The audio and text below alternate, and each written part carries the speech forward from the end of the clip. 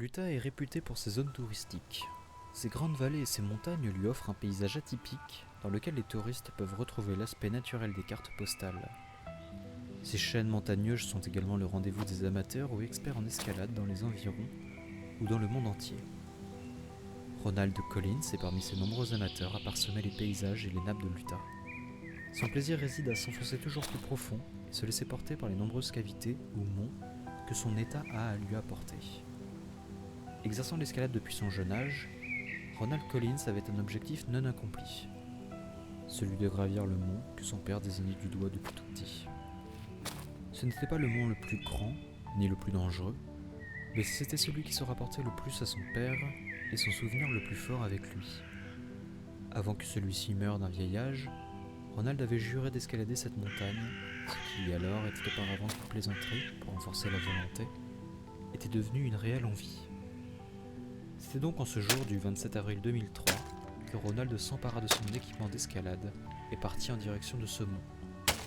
Le temps était d'ailleurs agréable, ce qui laissait présager une montée simple et sans accroc pour Ronald, qui avait l'esprit vif et un corps sain. Son corps était celui d'un jeune homme en pleine vingtaine, et son mental celui d'un escaladeur aguerri. Rien ne pouvait l'empêcher de monter et crier sa joie tout en haut de son objectif. Le soleil était maintenant à ses débuts, l'air était encore légèrement frais, mais il pouvait arriver au sommet en quelques heures, en prenant des pauses, pour prendre des photographies de sa progression et admirer son avancée. Tout se passait bien pour Ronald. La montée se faisait comme un jeu d'enfant, et ses piolets récents lui offraient un confort remarquable pour son escalade. Son souvenir ne pouvait s'effacer de son visage, et son enthousiasme était le nerf qui le faisait grimper de mètre en mètre. Il reconnaissait vivement ses premières montées et ses premières adrénalines, comme s'il venait de sortir de l'école d'escalade la veille. Au fur et à mesure de sa montée et des nombreuses photos, il pouvait admirer un paysage changeant qui, par les rayons du soleil, proposait des contrastes différents. Le décor de l'Utah n'était pourtant pas inconnu pour Ronald, mais son humeur du jour rendait son escalade complètement différente, et il en voyait les différentes facettes. Ses pensées étaient concentrées sur son père et ses derniers souvenirs, comme s'il était accompagné depuis le début de la montée, et qu'un esprit bienveillant et protecteur guidait ses outils vers le vertigineux sommet. Au loin, il pouvait apercevoir un groupe de 3, ce qui semblait, grâce à son excellente vision, 2 jeunes femmes et un jeune homme qui avançaient dans les gorges et les canyons de l'Utah. La vision de ces personnes donnait à Ronald un grand plaisir et une impression d'être regardé, ce qui avait pour effet de gonfler son égocentrisme, mais pas de manière assez vicieuse pour détourner son réel objectif. Plein d'entrain, il reprit donc la progression et était sur le point d'arriver au sommet. Il prit un instant et s'arrêta, sachant pertinemment qu'il allait atteindre son but. Il pensa à tout ce qui l'avait amené jusqu'ici et l'affecta particulièrement.